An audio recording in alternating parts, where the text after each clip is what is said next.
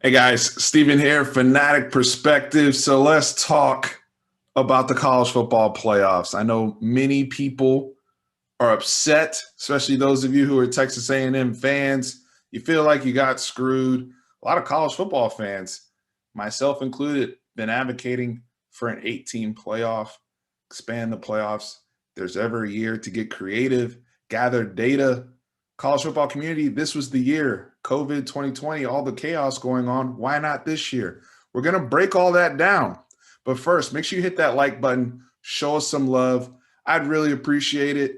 We're growing this platform together, and I'm thankful for everybody that's been on here so far, rocking with the Fanatic Perspective movement. Now, as we get on to just breaking all this down, because there's a lot to unpack here coming off of a very eventful championship Saturday.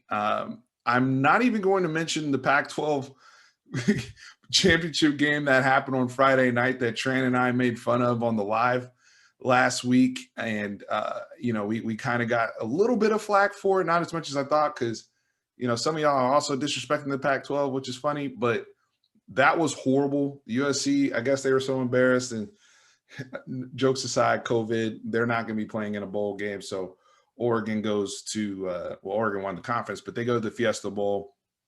And Texas is actually going to be playing Colorado in the Alamo Bowl. So more to come on that in terms of a preview and prep for that particular game, since I'm a Texas fan. But from a college football perspective, Iowa State, Oklahoma, we did a lot of discussion on that in terms of our prep video there. And, game kind of played out for majority of the game how I thought it would in the rematch, in terms of, what I would see from Spencer Rattler getting better throughout the season. Iowa State fans that came on our channel, I think they didn't really acknowledge that and thought, they'd be getting the same type of player and situation. And it was a very different situation for a big part of the game. But Iowa State, Matt Campbell, Brock Purdy, tons of heart. Brees Hall, best offensive player in the conference. You knew they would figure out a way to get back in the game. They did, but Brock Purdy just made too many mistakes. And, Iowa State just isn't able to pull that one out. Oklahoma, with an improved defense throughout the season, they get the stop at the end, and they make their way to the Cotton Bowl. So, very, very interesting championship Saturday. Now, Iowa State got rewarded, with a New Year's Six Bowl. They're going to be playing in the Fiesta Bowl against Oregon. So that's a good matchup for them. But in terms of the playoff ramifications, Texas A&M held strong against Tennessee. Another yeoman's effort with their offensive line, dominating on both sides of the ball. You knew what they bring to the table at this point. Kellen Mond was very good. They finished 9-1. They're like, hey, we haven't lost since Bama. Now, it was a 28-point loss, which we'll get back to here.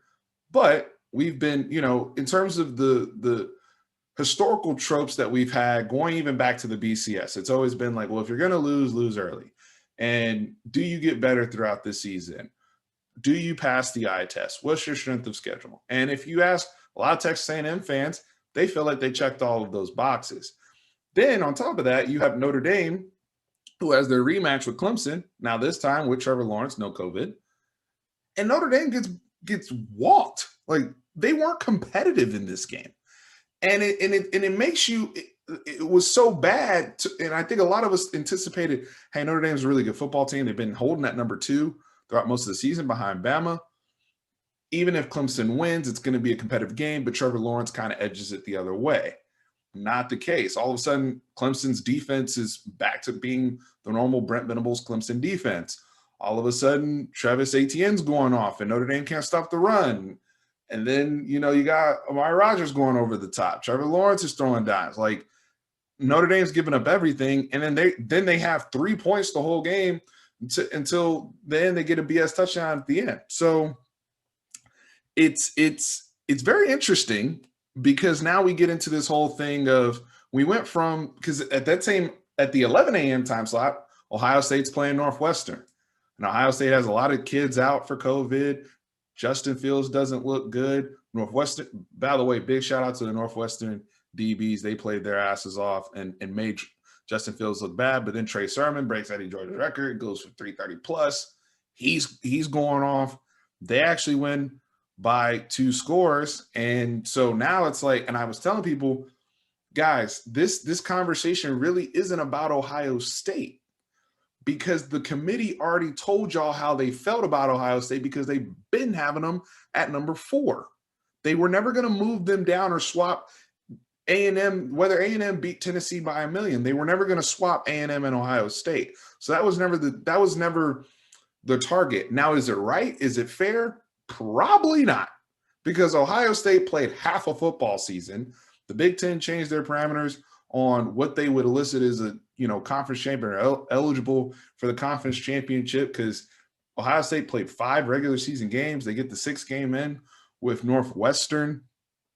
But one could also say the point of the playoffs, the point of the playoff committee is, are we getting the 4 best teams in all of college football? And you can argue based upon eye tests, based upon them winning the Big Ten, whatever variation of the Big Ten this is, that Ohio State is one of the 4 best teams. If you were going to disqualify Ohio State, that the committee should have made that clear from the beginning. They didn't, which means that Ohio State's lack of games was never a concern from them. They were just concerned with Ohio State winning out with whatever games they played. They have their guys, they're healthy because they feel like they're one of the 4 best teams. What this was going to be about was whether Clemson had 2 losses or Notre Dame got blown out, and then debating between them and a 1-loss Texas A&M. That's where all of this came in, unless Florida threw a wrench in there, which they almost did. And that SEC championship game was very, very competitive. Shout out to Tim Tebow, because he was on First Take debating with Stephen A. Smith, and Stephen A. Smith's laughing in his face, and Tim Tebow's like, dude, y'all talk about boxing all the time on here with Max. He's like, styles make fights. Florida matches up well with Alabama. Don't get fooled by them losing to LSU and their defensive issues. Kyle Pitts is going to be back. They're going to be competitive. And that's exactly what we saw in the SEC championship game. So Florida probably, out of all these teams, minus Clemson, gives Alabama their best games because styles make fights. And that's how Dan Mullen, his offensive attack matches up to attack Nick Saban's defense. So I have to give a lot of credit to how we saw Florida perform.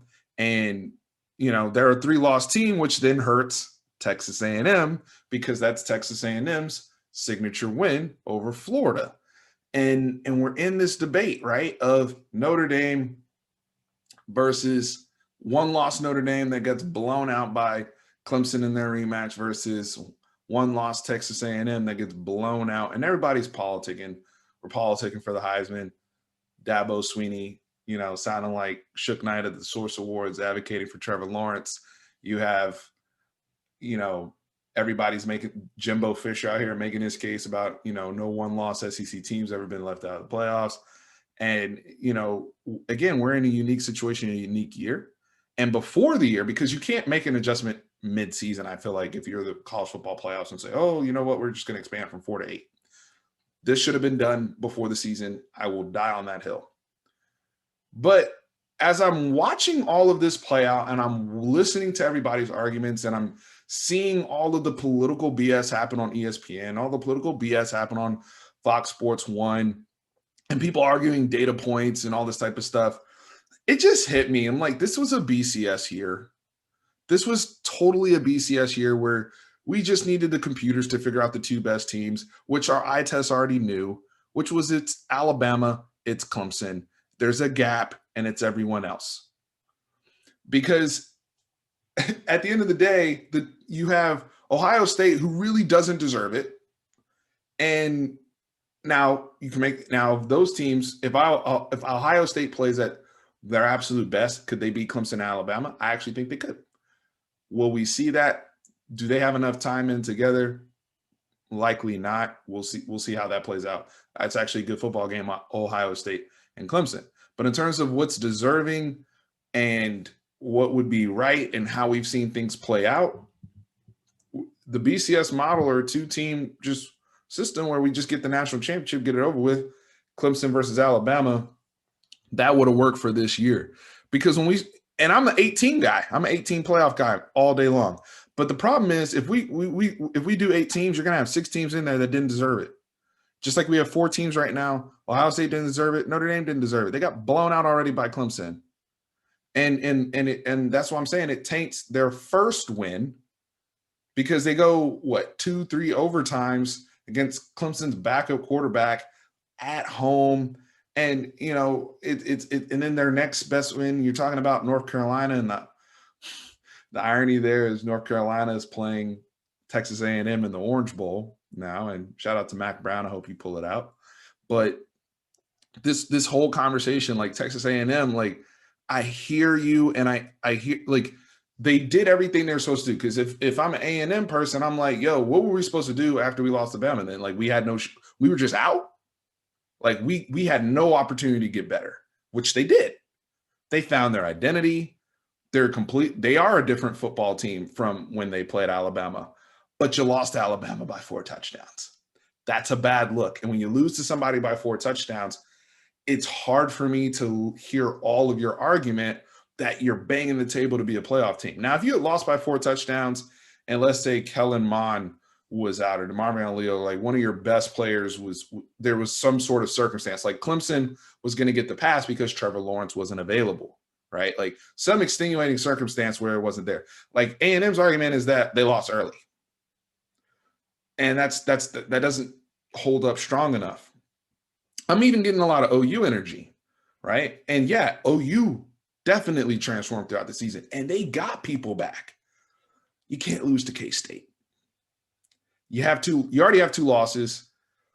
The K-State game eliminates you.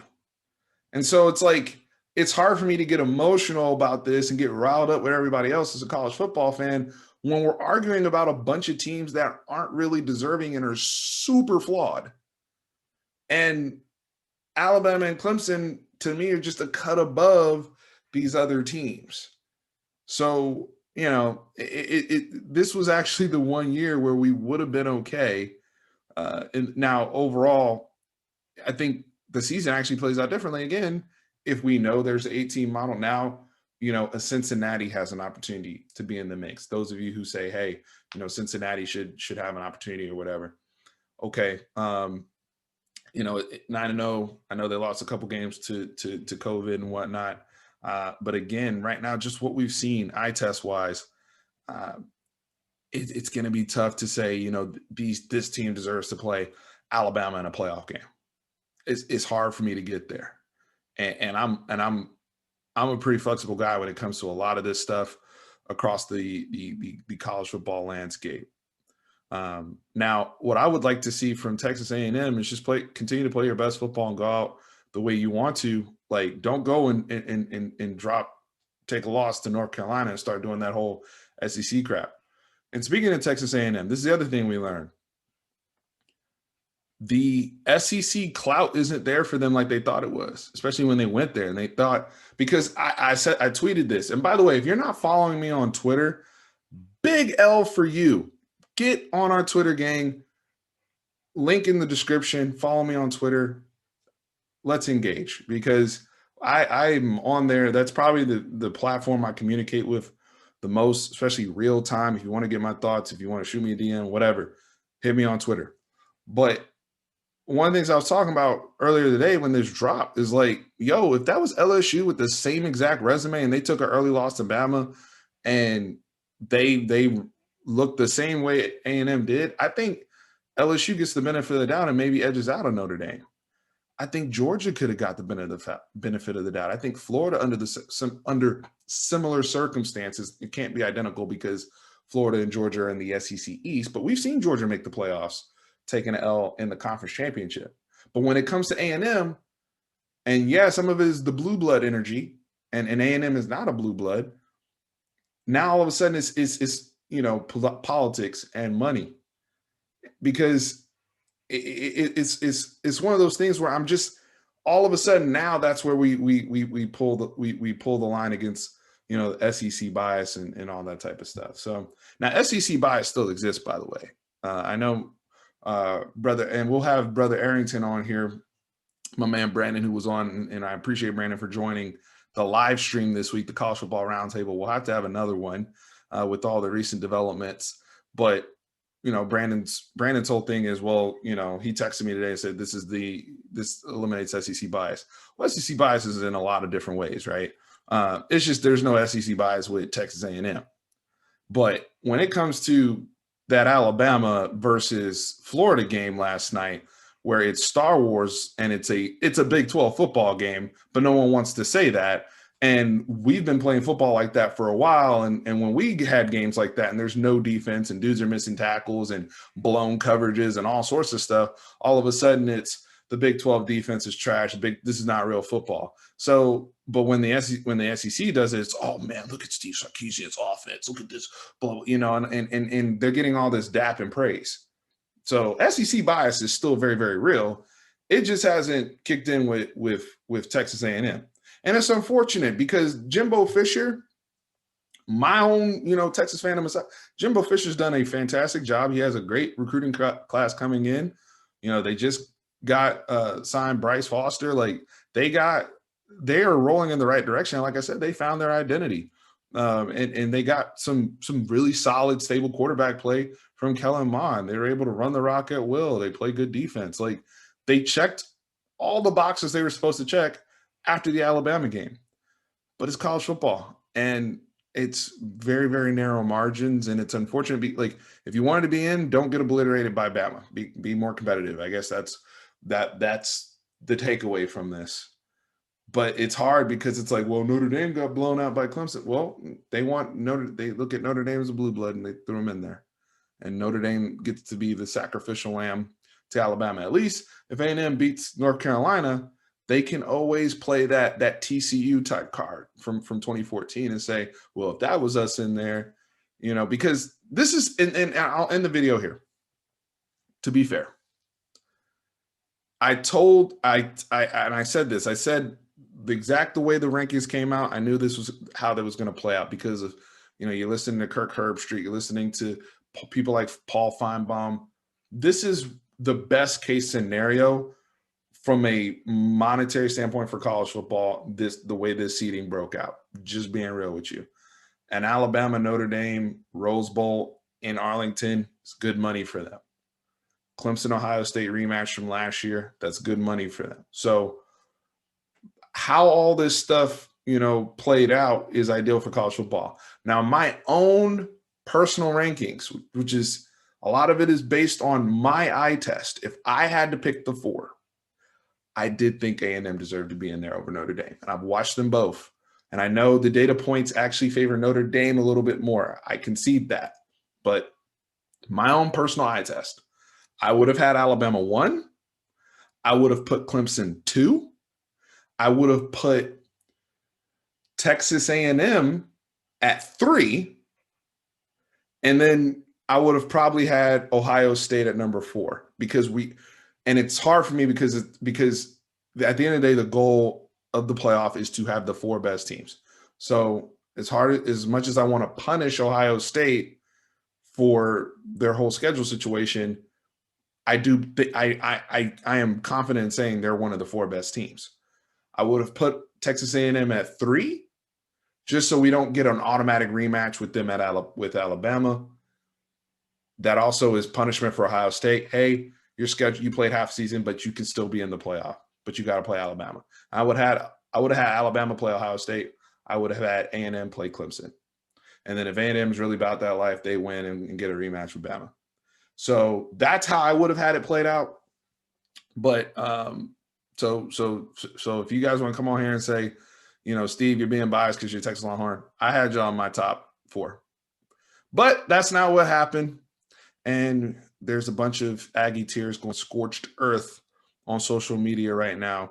And it is a sight to see. Guys, appreciate everybody. Like I said, make sure you hit us on Twitter. Make sure you're following on Twitter. I'll probably have another video coming out in the next couple of days just talking about the Heisman situation, because I do have some good thoughts there in terms of how I see that breakdown going.